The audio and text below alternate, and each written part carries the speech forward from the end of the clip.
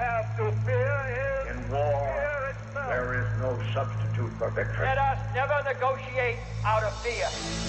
We stand undivided, forever united, fighting hand in hand for the liberty we've earned, for glory and honor, for our sons and daughters, ever mindful of the lessons we've learned.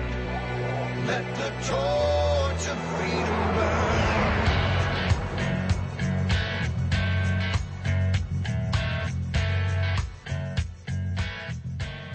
Welcome to the intersection of faith and politics. This is WallBuilders Live, and it's Friday, so it's Good News Friday. I'm Rick Green here with David Barton and Tim Barton. They've got some good news to share with you today. If you want some more good news, hit our website at wallbuilderslive.com. Click on that archive section, and you can go back to listen to some previous Fridays as well. Guys, I always look forward to this with you. I like getting some of this good news, so hit me. Share some good news with me. Well, let's do a quick wrap-up. I don't think everybody probably heard all the Supreme Court good news, but in the last week or so, when the court was in this last week of the session, it came out with a bunch of decisions. Some made news. The Hobby Lobby decision made news. We won that. It was close. It should never have been a 5-4 decision, but at least 5 justices did recognize that you have a right to religious conscience. 4 justices thought, no, religious conscience is not right, even though that is the oldest protected right in the United States. That goes back to 1640. The right of conscience has been legislated in favor of since that point in time. You had 4 justices willing to strike down the oldest right in the United States. Here's one that was interesting along with the Supreme Court that week. They gave a unanimous 9-0 decision smacking down what the Obama administration was arguing for, saying that arresting officers do have to obtain a search warrant to search cell phones confiscated during an arrest. What they were doing is arresting people and then just rummaging through their phone, finding numbers, finding other things and contacts.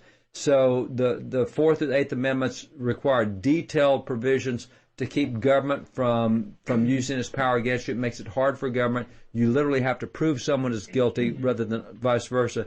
So that's a 9-0 decision coming from the Supreme Court, which is significant on the searching of cell phones during an arrest. You had the Supreme Court also give a 9-0 unanimous decision that Obama's use of what he called recess appointments was in violation of the Constitution. Congress was out for a few days on Christmas break, and he said, oh, they're in recess.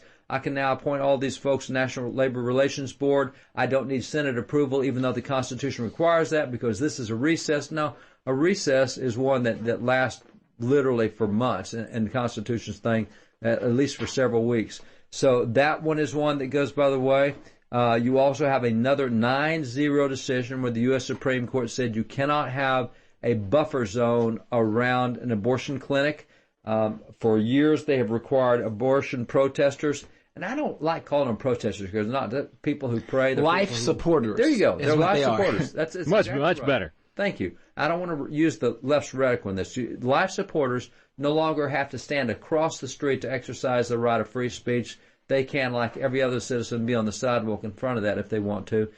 So that was big. That was a Massachusetts law that got struck down. And by the way, that also affects the Portland City Council law that said you have to have 39 feet away from a clinic. So all the buffer zones that are across the United States been enacted by pro-abortion legislative groups. That's going by the way. And you also have the U.S. Supreme Court ruling against the Environmental Protection Agency. EPA had said, hey, we've got the right to create buffer zones based on greenhouse gas emissions. Under Obama, they went back and picked up, I think, a 1971 law and suddenly started applying it to greenhouse gases, which didn't even exist back then that anybody knew about. And so this, as I recall, is the law under which they took 1 million acres away from the state of Wyoming and gave it to someone else because they said, we need this buffer zone for greenhouse gas emissions. Supreme Court struck that down, which is another huge Obama administration smackdown. So there's just been a whole lot of cases that came out in the last couple of weeks of the term, which is now well over. But nonetheless, there was a lot of good news in those final weeks. I'm kind of back on my heels here, guys. That's a lot of good news from the court where we don't usually get good news. So, and David, just to help explain this a little bit, so this is, what do they do this twice a year where they really announce a whole lot of decisions all at once? Well, no, they can announce, they go into term in October and they come out in the middle part of June. So Their term will start in October. They start hearing decisions, and they will announce decisions all throughout the term. And those decisions tend to be business decisions or criminal justice decisions, things that are not really that earth-shattering or earth-shaking, civil process decisions, an award given in a jury case or whatever.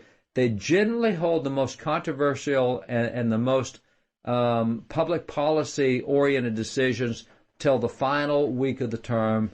They leave it, they give it, and then they leave town because they get beat up on that week for all the things that happen. So they leave town because now the environmentalists are all upset over the EPA decision, and now the pro-abortion people are all upset over the Hobby Lobby decision and over the buffer zone decision. And so what happens is they leave town and they don't have to hear any of this nonsense. So they generally hold the most substantive public policy decisions until the last week, and they drop them the last week. That's what they did with the marriage amendment last year. They say, hey, DOMA's going down. Marriage is not between a man and a woman. Bye. We'll see you in 3 months.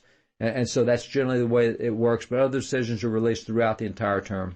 Well, you mentioned that marriage decision. There's another area of that's making its way back to the Supreme Court because the court said in that decision that the states could define marriage as they saw fit, but yet we have lower courts overturning that all over the country. And we've got a guest that's going to be with us here on Good News Friday to talk about what's happening up in Michigan and Ohio.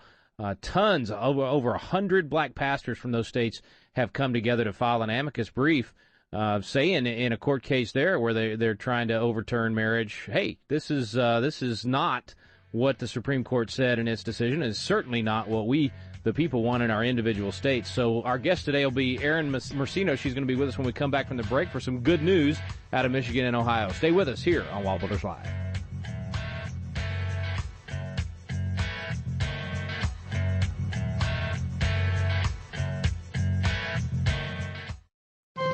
This is David Barton with another moment from America's history. America has a history of great patriots who loved and sacrificed much for their country. One of these was John Witherspoon, a signer of the Declaration of Independence. While president at Princeton, he personally trained many who became important leaders in American government, including James Madison. How could John Witherspoon tell if someone really loved America? He explained, "He is the best friend to American liberty, who is most sincere and active in promoting true and undefiled religion, and who sets himself with the greatest firmness to bear down profanity and immorality of every kind. Whoever is an avowed enemy of God, I hesitate not to call him an enemy to his country." Founding Father John Witherspoon believed that a true American patriot opposed profanity and immorality and promoted true and undefiled religion. For more information on God's hand in American history, contact WallBuilders at 1-800-8-REBUILD. Let the torch of freedom burn.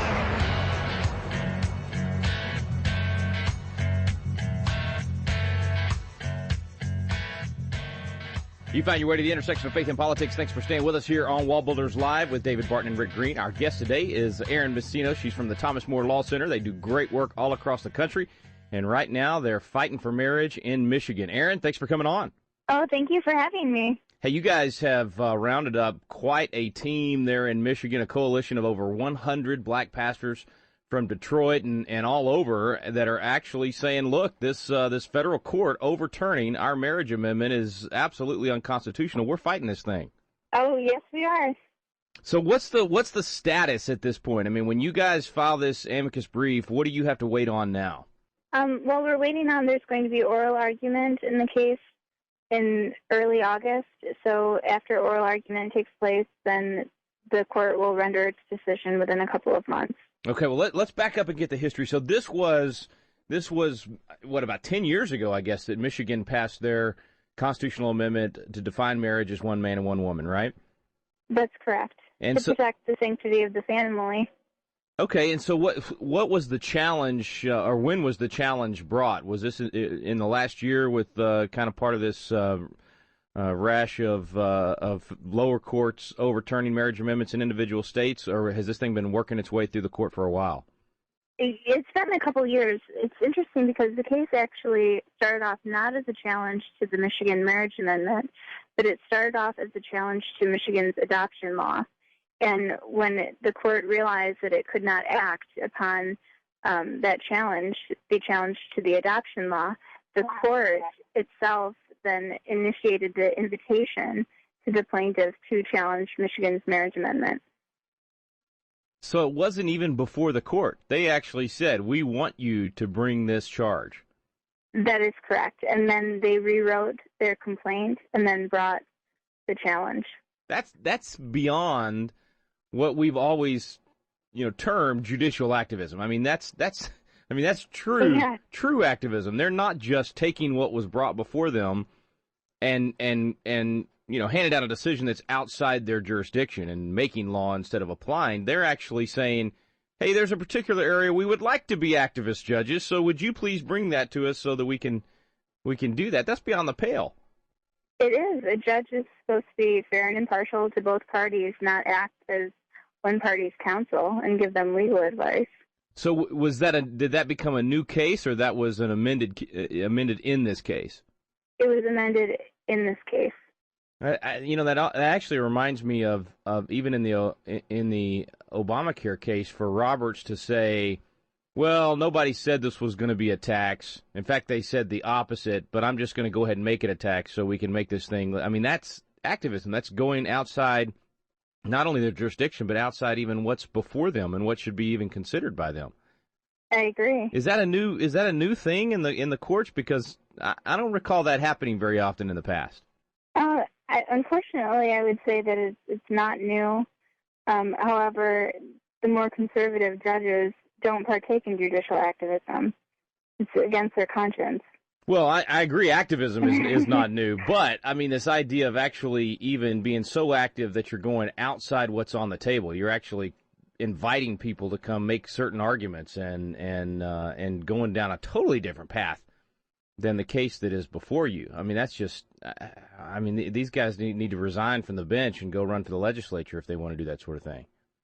I agree. All right, so let us know. So what's going to happen next? I mean, you guys, actually, you know what? Let me ask you this: what about this coalition? I mean, how did that come together, and how are the pastors responding to the court overturning the marriage amendment there?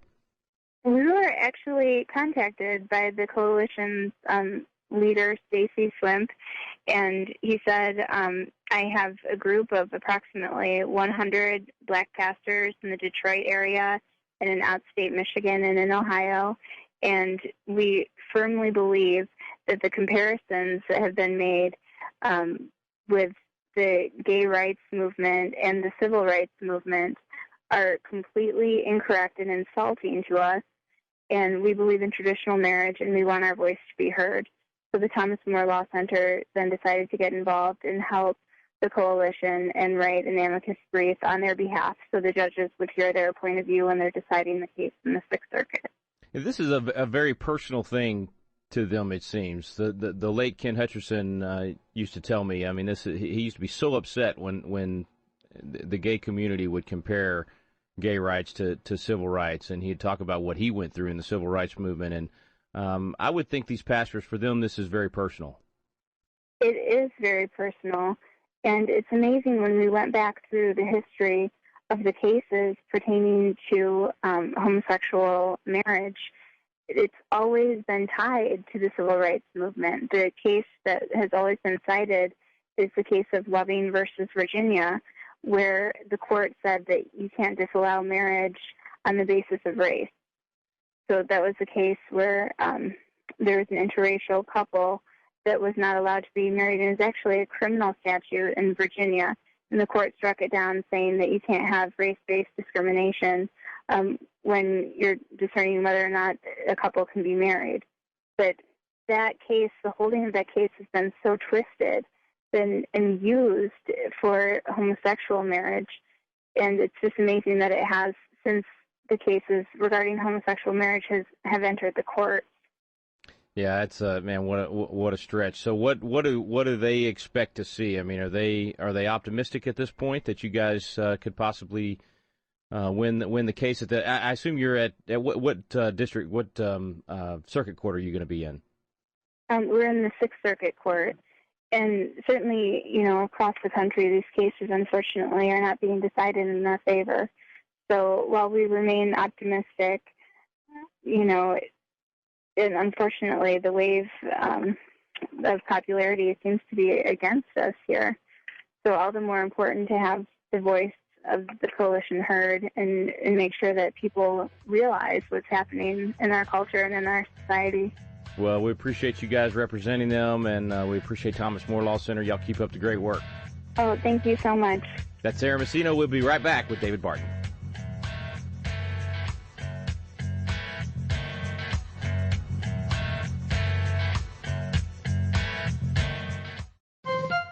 This is David Barton with another moment from America's history. The teachings of God's Word are the best friend civil government has because these teachings deal with the heart. Only by dealing with the heart can crime be prevented, for as Jesus explained in Matthew 5, all crime comes from the heart. Understanding this, Daniel Webster, the great defender of the Constitution, once declared, "The cultivation of the religious sentiment represses licentiousness. It inspires respect for law and order and gives strength to the whole social fabric. Whatever makes men good Christians makes them good citizens. Indeed, it is not the good Christians whom the police arrest for armed robbery, gang activity, or other such crimes. Understanding this, the Founding Fathers encouraged religious instruction, for as Daniel Webster so accurately noted, good Christians make good citizens." For more information on God's hand in American history, contact WallBuilders at 1-800-8REBUILD. Let the torch of freedom burn.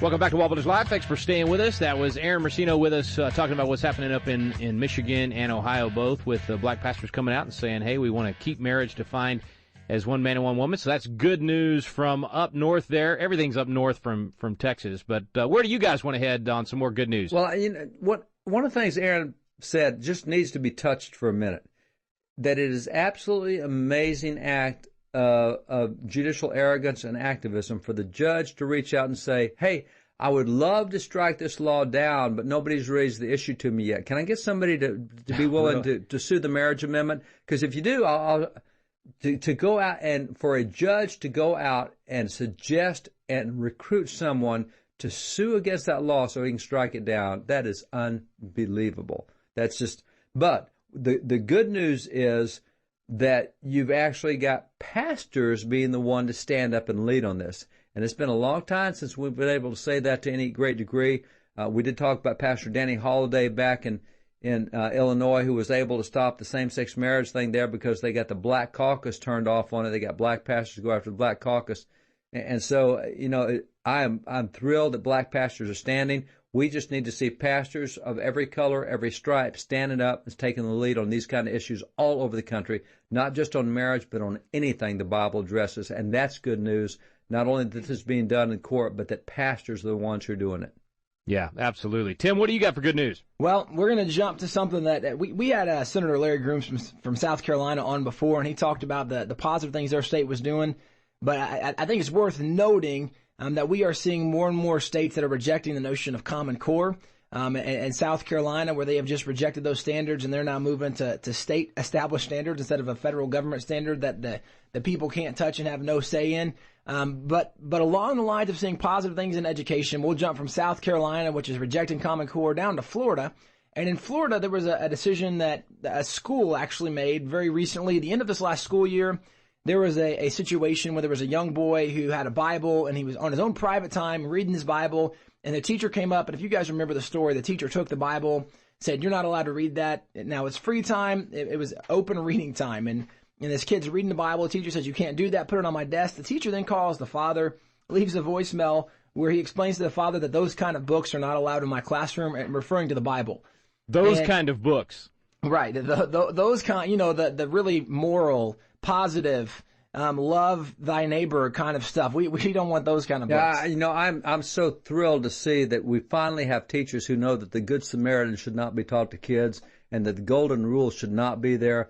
and that being a peacemaker. And, it is so good to finally have teachers stand up for what they believe. Oh, wait a minute. I think she did stand up for what she believes. I mean, had this teacher not taken a stand, this kid might have grown up believing that lying was wrong and stealing was wrong. And so yeah, exactly. We got to get rid of that kind of material. Or that you should treat others the way you want to be treated. Yeah. I mean, horrible stuff. Yeah. You're getting a little preachy now. Let's settle down a little bit. Well, so this teacher goes to these extremes.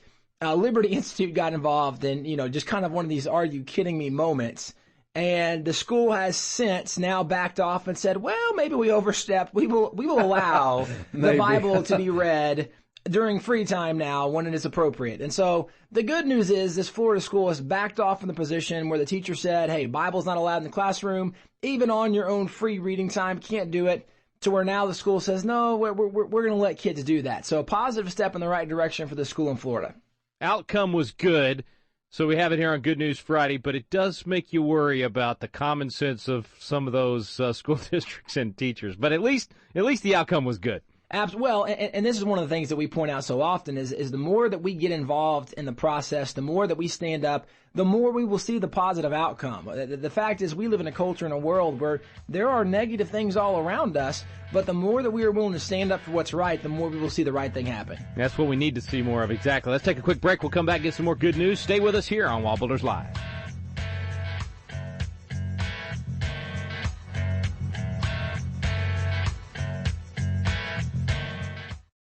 Have you ever wanted to learn more about the United States Constitution, but just felt like, man, the classes are boring, or it's just that old language from 200 years ago, or I don't know where to start? People want to know, but it gets frustrating because you don't know where to look for truth about the Constitution either.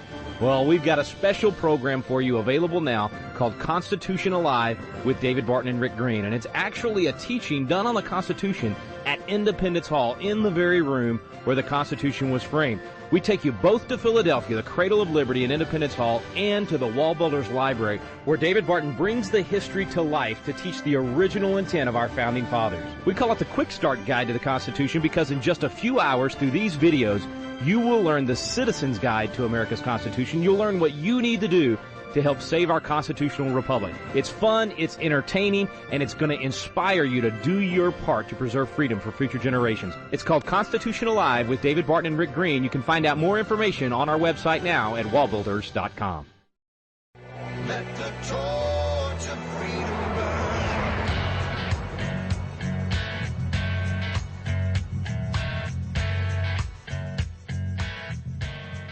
Welcome back to WallBuilders Live. Thanks for staying with us on this Good News Friday. And I know we're, I hate it when we get to our last segment, guys, because I know we're wrapping up the good news and there's so much more to cover. So I don't know how much you can squeeze in for me here in a few minutes, but let's get there. We're going to, drum roll, do you want to guess? No? Texas. Right. Massachusetts. Oh, I thought it was good news. It is. It's good news in Massachusetts. And the court in Massachusetts, the Massachusetts Supreme Judicial Court ruled, this is interesting, that you don't have a right to be offended when you're not required to participate in something. And it dealt with the Pledge of Allegiance. And it dealt with under God in the Pledge of Allegiance. And some atheists didn't like under God in the Pledge of Allegiance. They don't recite the Pledge of Allegiance, but they don't like it that anybody else recites the Pledge of Allegiance. And so even in Massachusetts ruled that you don't have a right to be offended by something you're not being required to do. That is awesome. That, I don't know how to say it. That's common sense, I think. Well, I would say it's good news coming from anywhere, but if it's coming from Massachusetts, it's great news. That's right. That is great news coming from Massachusetts. And so there you have a judicial court in Massachusetts, the Massachusetts Supreme Judicial Court, and that's a great decision. Cool. Good stuff. All right. What's next? Okay, we're going global on this one. New studies are coming out that only 1 in 5 Americans believe in the Big Bang, while less than a third believe that climate change is actually a real thing. A majority of Americans, 13, don't believe that the Big Bang happened 13.8 million years ago, which is what's being portrayed in a lot of textbooks today, or the age of the Earth, evolution. So we are seeing some statistics that are showing common sense is winning out. We have so many of these claims that are just intellectually dishonest. They don't make sense. They don't line up. They can't be supported, and yet are being perpetuated by so many in the academic community or, media, wherever it is, and people are realizing, okay, that doesn't make very much sense. This climate change, this global warming stuff, it seems like in 2013 with the more than 1,000 whatever it was record temperatures we set for cold days, I feel like this whole global warming climate change, the fact that Antarctica is increasing in ice, so many of these notions. The fact that we haven't had a temperature increase in 17 years. So since 1998, right. But so many things that are being perpetuated and promoted as truth, people are realizing, that doesn't make very much sense. So now, wait, give me the numbers again, Tim. So what was it was only 1 out of 3 believe, or wait, say it again? Only 1 in 5 Americans believe in the Big Bang. So, how the Earth began, even though there's a popular TV show, Big Bang, and they're trying to tell everybody it was Big Bang. Well, only 1 in 5 Americans believe in the Big Bang, and less than 1/3 believe that climate change actually exists. Okay, now, Tim, that's remarkable. So 2/3 have not bought the lie, even though the lie has been so perpetuated that it's in all the movies, it's in academia, and they tell us we're idiots if we don't believe it. And Obama and Gore and everybody else has said the argument's over, the discussion's over, we've proved it, we don't even have to talk about it anymore. And yet they've only been able to convince 1/3 of this of our people. That is good news. That's pretty good, man. That's real good. Actually gives me faith in the intelligence and common sense of our people. Absolutely. Good stuff, guys. All right, we're going to have more good news next Friday. If you need some more good news right now, go to wallbuilderslive.com, click on the archive section, and grab some of those Friday programs. Thanks for listening today, folks. You've been listening to WallBuilders Live. We stand under